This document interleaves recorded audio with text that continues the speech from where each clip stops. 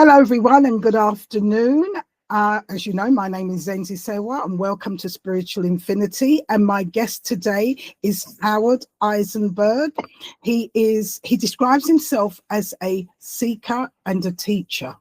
And as you know, my program is about people starting or in the process and going along the process of their awakening, how they began, what brought them there, and hopefully you all can see yourself, can recognize yourself amongst that, and also give you a help on your journey, what's going on, and maybe how you can process your journey. And of course, all my guests are having their own business, doing their own things. So of course, at the end, you'll be able to, if you resonate with them, be able to say, well, I'd like to connect with him or her and to help me along my journey.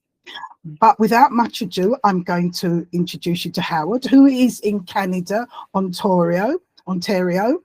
And I'm in London, of course, and it's overcast and it's been raining, and Howard's had snow.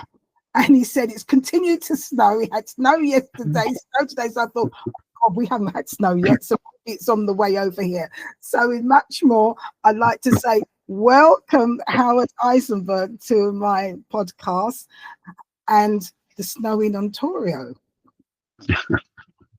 Hi, Zenzi, Ubuntu, and thank you for this opportunity to share what I become aware of for yourself and your listeners. Thank you.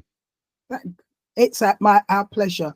And as you know, I'm saying to you, how did your journey begin to where you are today? Did it begin in your childhood? Let's hear your story, please, Howard.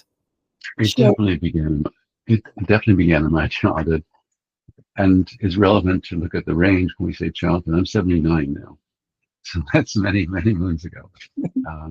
But yes, as a young child, maybe as young as around 8 or so, I remember just wondering about nature around me and being kind of adventurous, and looking at the sky and seeing all the stars at night when there was less pollution back then, several decades ago, and marveling at the sense of sort of infinity and expansion that I could see just by turning my head upwards. And then around adolescence, maybe age 12 or so, I discovered science fiction books, and they sort of put my imagination on steroids, and it just lit up a whole other way of experiencing my consciousness.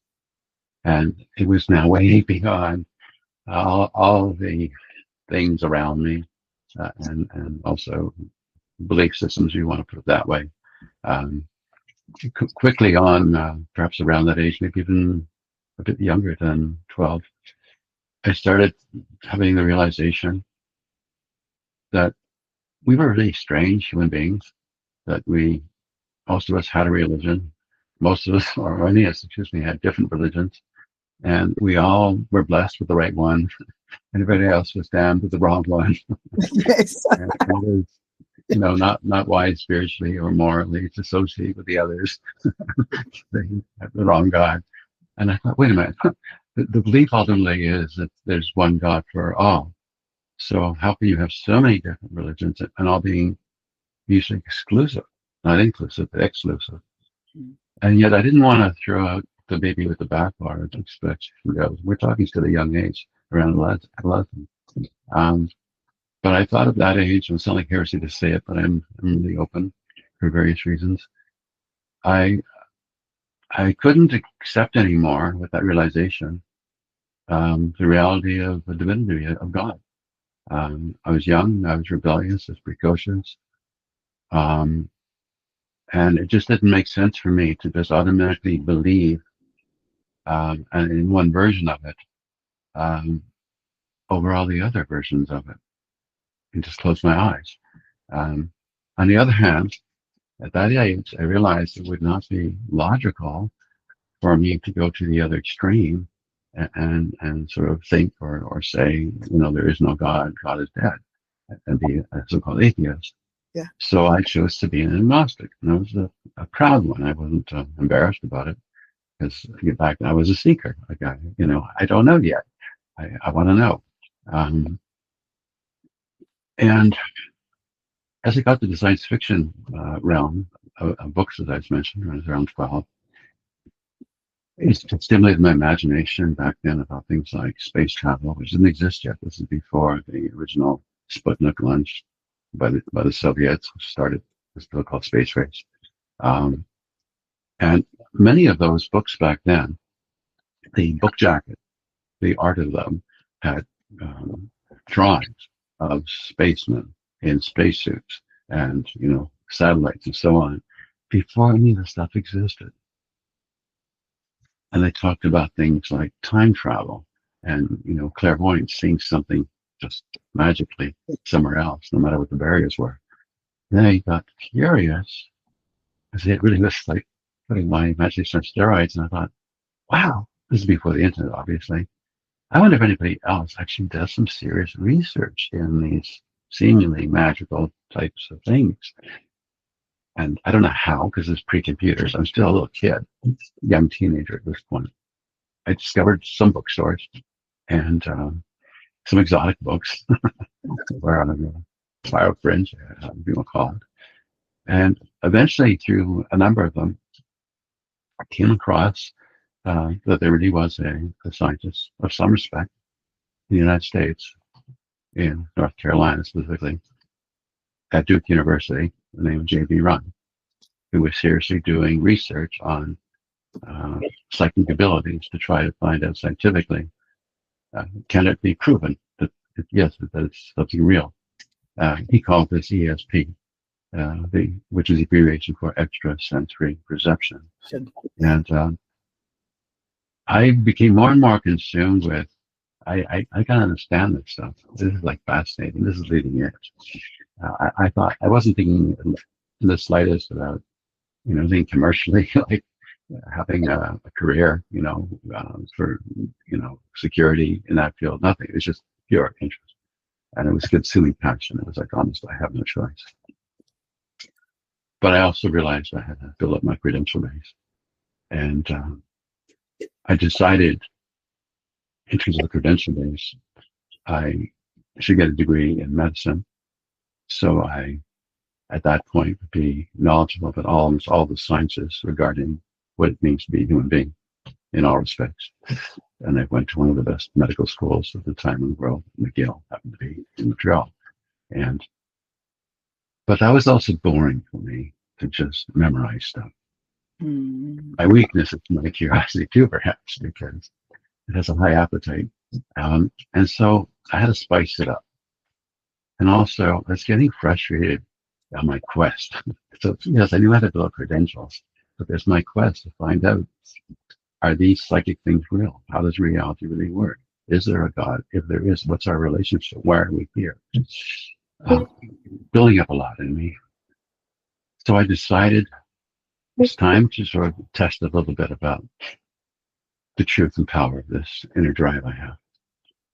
At the time, I was accepted to do my degree in medicine at McGill University. The psychology department at McGill at that time, we're going back again many years, over half a century, was one of the most highly reputed ones in the world. And to give you some examples, the head of that department at the time, chairman, was somebody who was also the president of the American Psychological Association, which is the main association for American psychologists professionals. And later on in his career, he was also appointed chancellor of McGill University, which is, the esteem and honor. He's also the godfather of the hot area scientifically these days of neuroplasticity. He came up with the concept that cells that fire together wire together. Okay. Now, but he also had said in writing in one of the major journals of the American Psychological Association that he found the evidence for psychic phenomena in parapsychology, which is the field name for studying this, very impressive, but he rejects all of it because it's a priori impossible. And that's, I'm quoting him. And a priori means theoretically impossible. Now, again, this is a really esteemed person, powerful. my test. So I'm going to apply. Go ahead. let me stop you there. Let me just stop you there. Yeah. Here is this professor, a very high-ranking person, who is talking about neuroplasticity.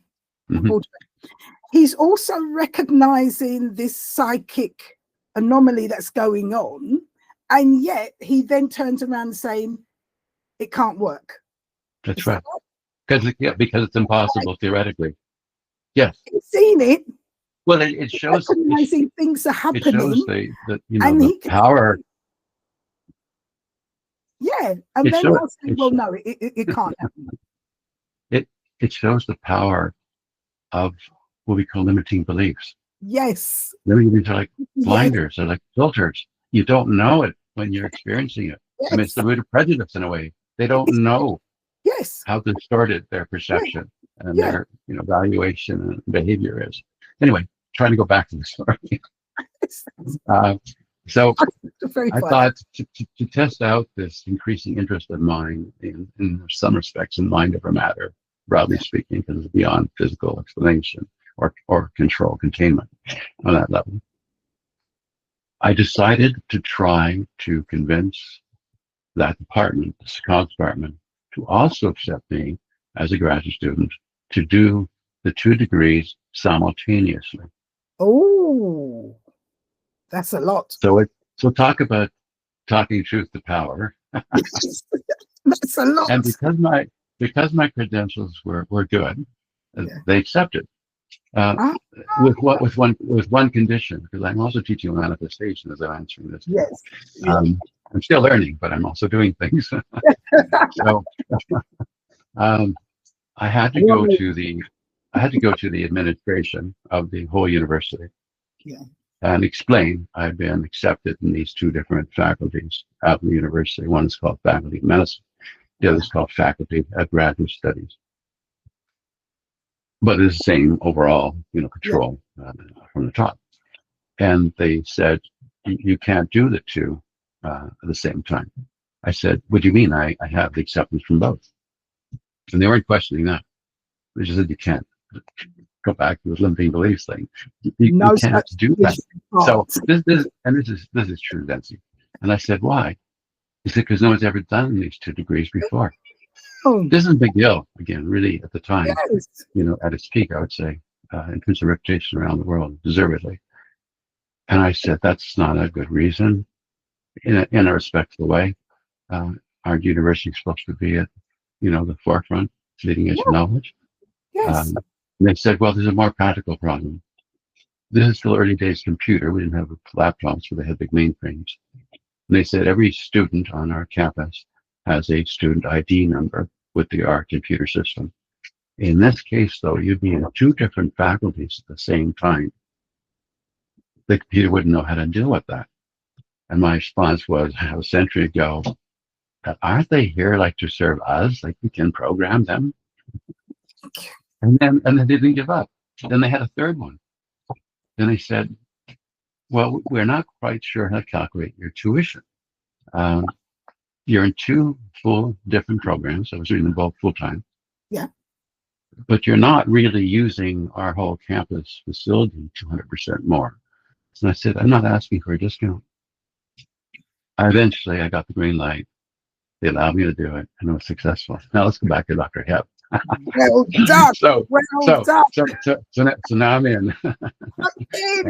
and the research project I did under, you can imagine, the strictest conditions because of his reputation and incredible skepticism of this. Yeah. So it was phenomenally tightly controlled. That there could be no error, no fraud, no misinterpretation. Yeah. In fact, I invited one of the other most critical professors to be on my advisory committee. Yeah. So right from the get-go, he could shoot things down if he thought I'm doing something that, it's improper or making too many assumptions, whatever it might be. Yeah. Anyway, the experiment on telepathy was extremely successful. It wasn't just successful. It was extremely successful. And because I also knew I had to have all these controls because of his skepticism, Dr. Hebb's, I also had more than one way of assessing that it actually had succeeded. Yes. And they were all successful. Like it wasn't, either one of them was very much so. A way of capturing what was called the data, the information, it would have been still very substantial. But they all were. It was quite mind blowing. And then here's the kicker, though. This is going on too long. So it happened to be Professor Head, Dr. Head's secretary, who, for whatever reason, in the Department of Psychology at the time, was the person assigned to type up my thesis. Yeah. And every once in a while, I'd go into her office because my handwriting was a scribble. I was becoming a doctor. Already was a scribble. So I'd have to go in sometimes, and sometimes once I'd see it printed, I might change how I understand it or would break something. And when we were near almost the end of it, it was like almost the last draft. I was in her office, looking through it very quickly because at that point it was almost automatic to, go all the way now to publication. Dr. Hebb, Professor Hebb, happened to walk out of his inner office, and I'm there by the desk with his secretary.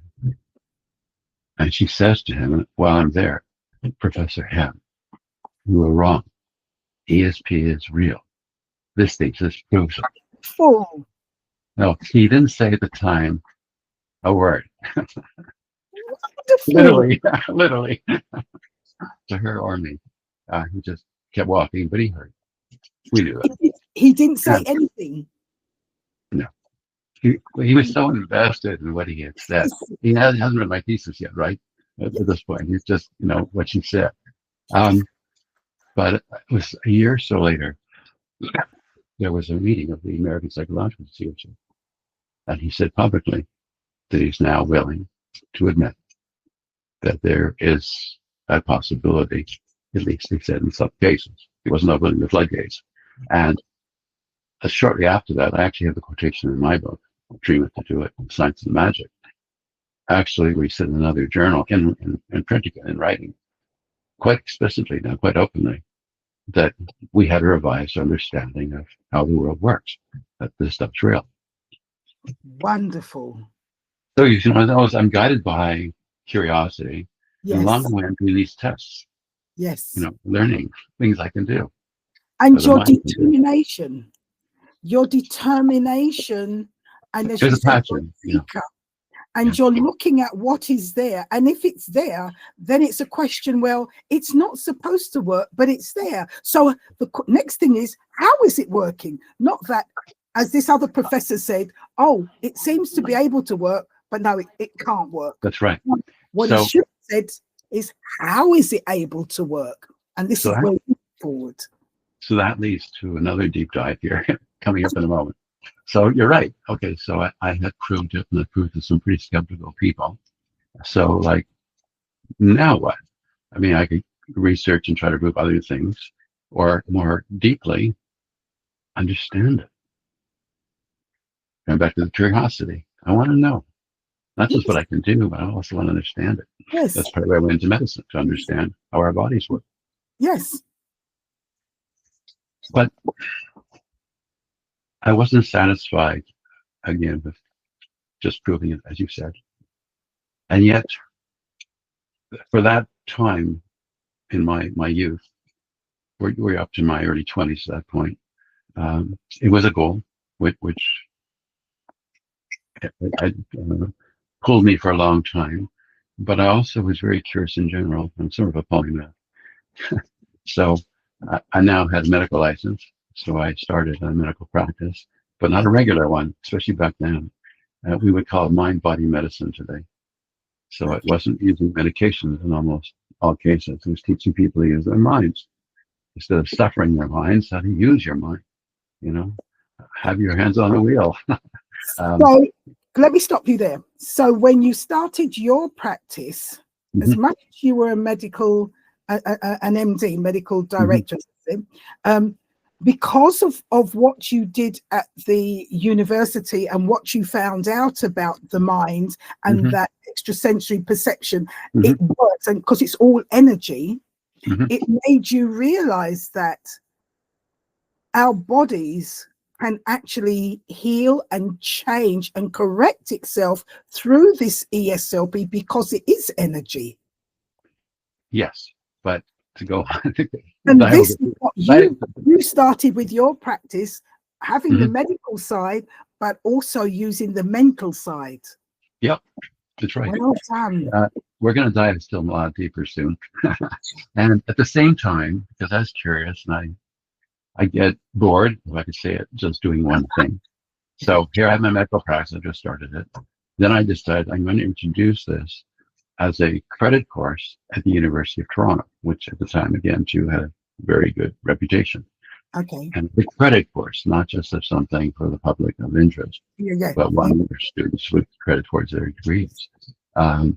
And that was, again, an uphill curve because no other university had allowed it to be taught. It was too controversial. You know, it's a pseudoscience. Yes. Anyway, I did persuade them, of course, going back to this stuff works. Your determination.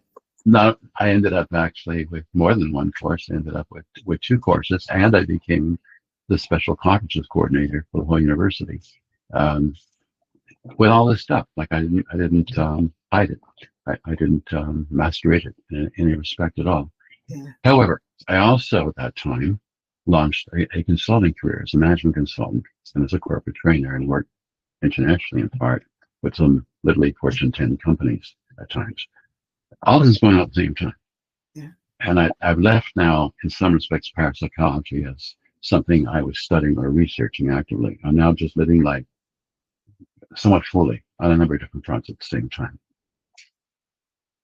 And then several years ago, I get an invitation from someone about a book that I had mentioned yet.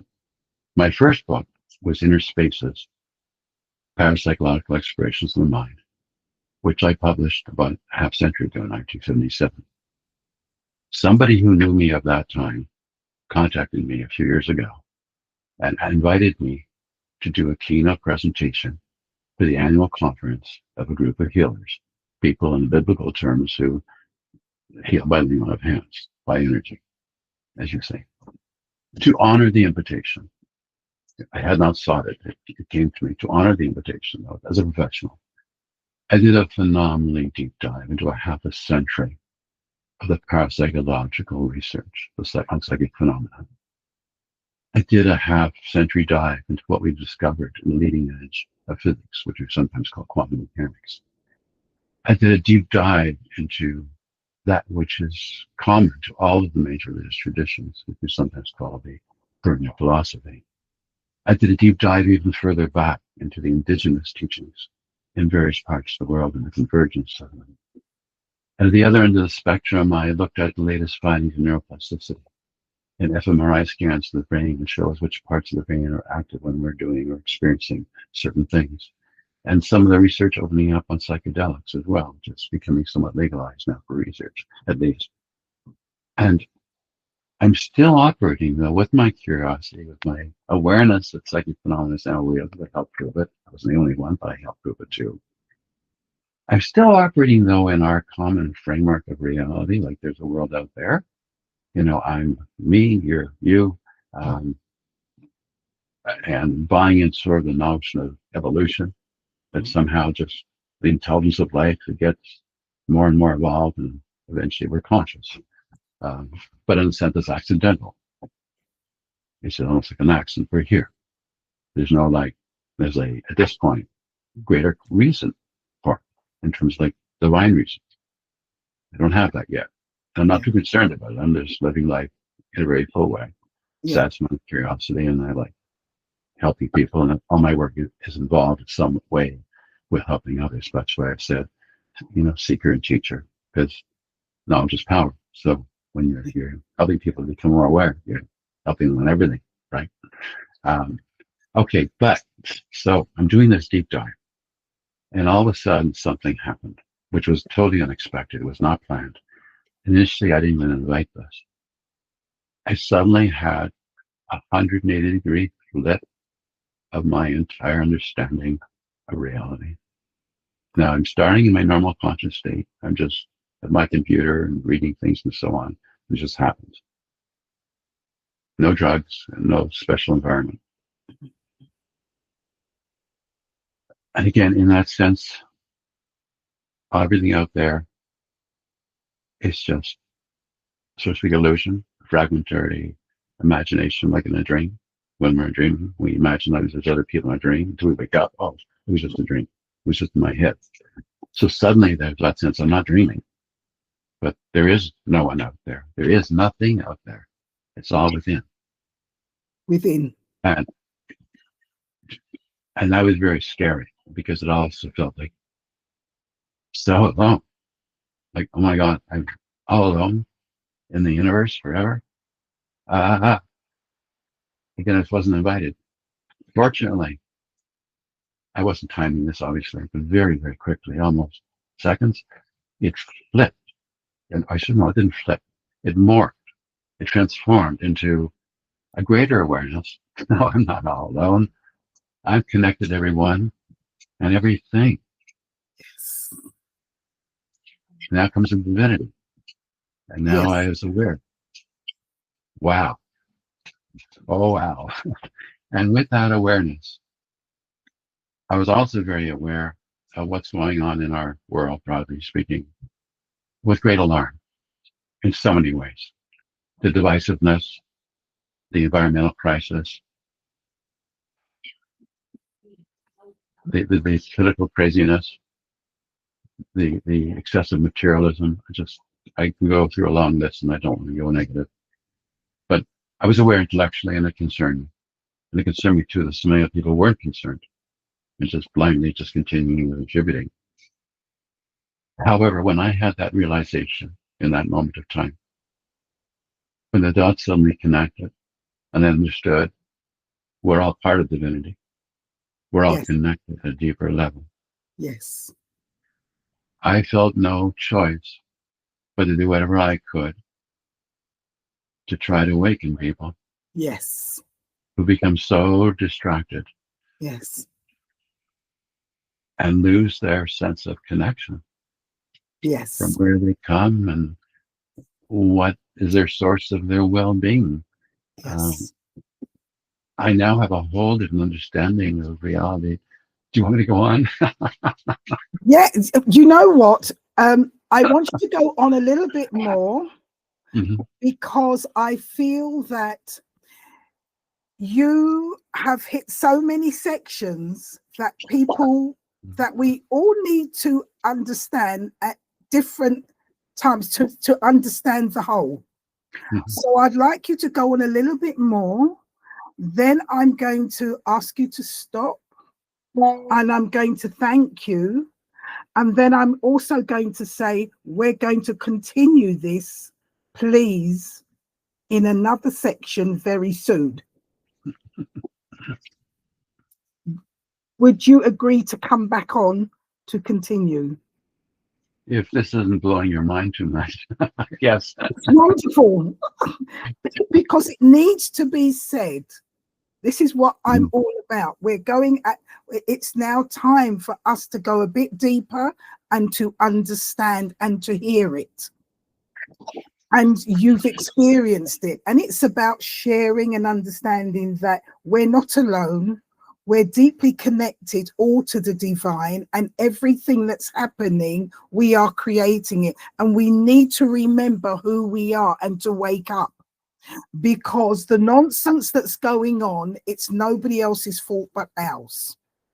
And as much as it's ours collectively, but if as many of us can wake up, we can then have a ripple effect to help to solve and to change things. So Right. Just go on a bit more, and then, because this is music to my ears, this is what it's all. Well, I'll try to go on a bit more. So what my understanding is now of how literally reality works and what I'm trying to awaken people to, everything comes from a deeper level within. Yes. And in that deeper level, we're connected. To help understand this, it helps them to have some imagery, like a metaphor. And the one I use is the ocean. When you're looking at the ocean, you see at various times waves emerge and subside back into the body of the ocean.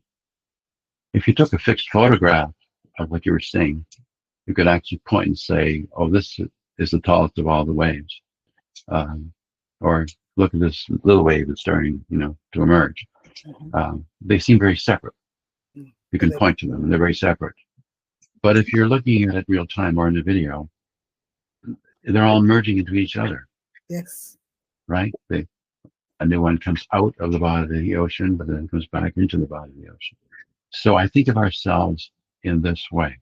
We're all connected at a deeper level. We're temporary extensions from that level, which I call source, or if you like, God, or in my book, universal mind. Yes. And another thing that came to me in this deep dive, in this realization, was a decoding in a way of the Bible. It was very strange, but seriously. I didn't have to go out and seek to find and understand things. It just started coming to me. So let me try to put it in some biblical terms. For example, please. In the Bible, Jesus said, I and the Father are one, but the Father is greater than I. It seems illogical. If they're one, if it's the same, how can one be greater? But if you think of a wave and the ocean, they're one. Yes. But the ocean itself is still greater than the wave. Yeah. It explains so much. So the kingdom of God is within you. Yes. Right? Within you. Going into your base. Into your source. Connecting to the oceanic consciousness. Yes. So suddenly I understood again how it all works. And I even understood why it's like this. When we're bored, we daydream. Yeah. Not because most of us try to daydream. We just, for whatever reason, we're not engaged, we're bored, and we daydream. And to be aware, to have consciousness, you have to have something to be conscious of. And if you think of what I'm saying in terms of this underlying source, divine mind, for this almost indescribable consciousness being, it also needs something to be conscious of its own existence. So in a very weird way, we need it. It's our source. Yes. And source needs us. Yes. It's part of the experience. Yeah. It experiences everything through us. Until this Sardar said,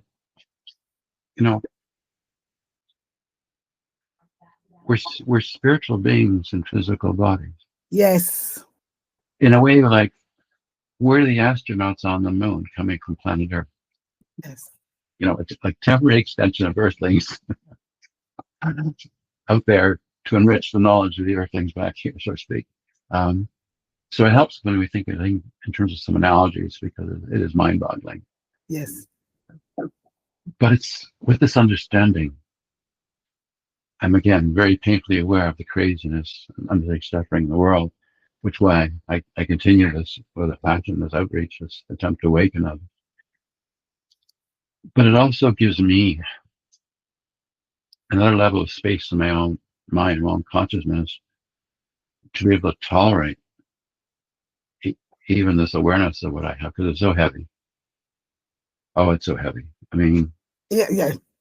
It's too easy for me to start crying when I hear, someone's story. It's heavy. I understand, because it can be very emotional, because you start to realize that we're not alone. We are a part of the whole. And as you said, we're spiritual beings with a physical body having a human experience. And we don't realize the power that we are, and the presence that we are, and the influence. We are part of that creation. And if we only understood that, we wouldn't go through what we're going through and seek the things we're seeking in the way we're seeking them, because it's totally unnecessary. It's unnecessary. It's toxic. It's not sustainable. Yeah, it's not necessary. It's because we don't understand who we are. And that, I think you agree, is the bottom line. We do not understand who and what we are. Yes, I mean, to quote the Bible again, the power that we are. To quote the Bible again, without vision, the people perish. Yes. People are forgotten. We've forgotten. And the environment we're in now is increasingly also distracting us further and further away from being able to reflect. Yes. Yes. And this is why I have this platform, and I'm inviting people like you to speak so that it goes out to help us to awaken, because we are fighting that, for want of a better word, that negative side that's trying to blind us and make us forget and continue down this nonsense that we're doing of destruction. And that negative side is reality too. On this level. Reality, yes, on a different level. It is reality. Yeah. And we have choice. But we have to be we have to be aware of choice. We have to be aware of choice.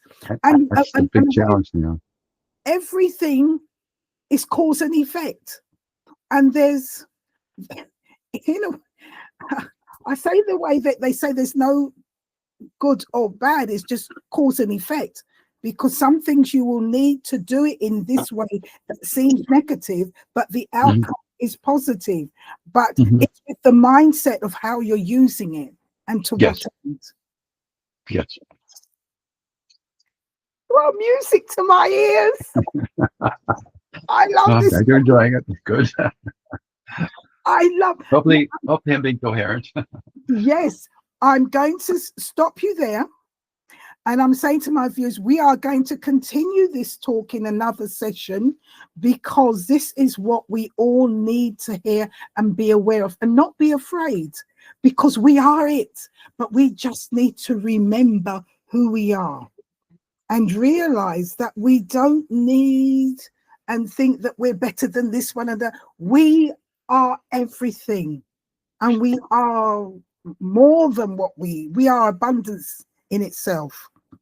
And we don't need to look at life the way it is and to live it the way we're living. We have to think differently and know that everything, all of us, are equal and are worthy to live on this planet with its beauty and share it and understand it and help one another over any challenges we find, so that we live in harmony with Mother Nature and all of us.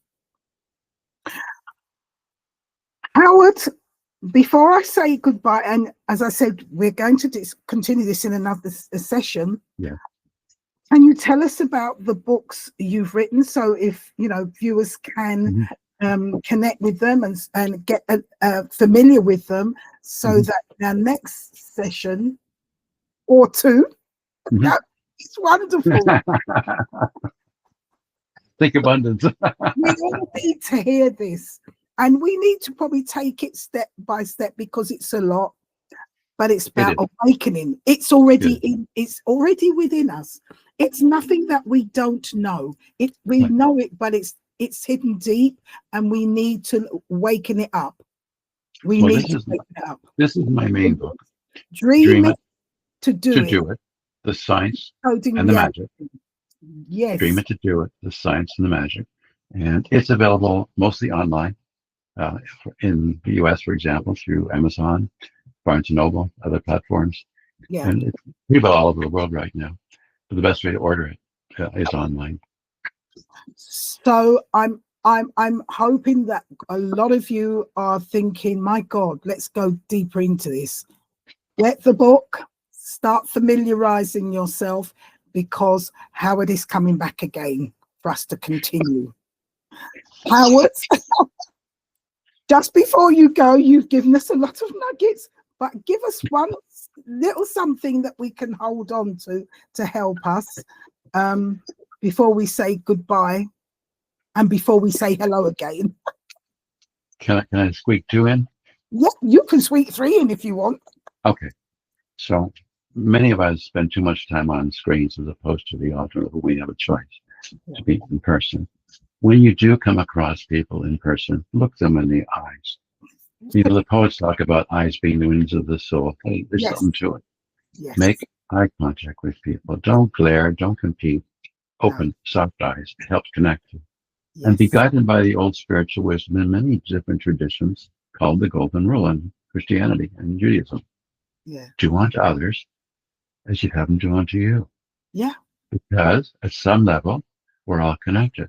Yes. And you never know when someone else might be there for you when you're in need. And it could be the same person you may be ignoring or helping out. You never know. Life's like that. Yeah. We're all connected. Honor it. Practice it. Thank you. Howard, thank you so much. And to all my those who are looking, Howard is going to be back because we're going to continue this conversation. He is saying what a lot of my guests have been saying in a different way. But before we came on, he was saying his book, No Fuff. And I'm like that, no fuff, saying it just like it is. We are all connected. We are never, ever alone. We are part of the divine, as he was saying with Jesus, that Jesus is there, God is, but God is of everything. And Jesus and God are one, but so are we. And the difference is Jesus is aware. His senses are heightened. And what did Jesus say? He said, you can do as I can do, and many will come after.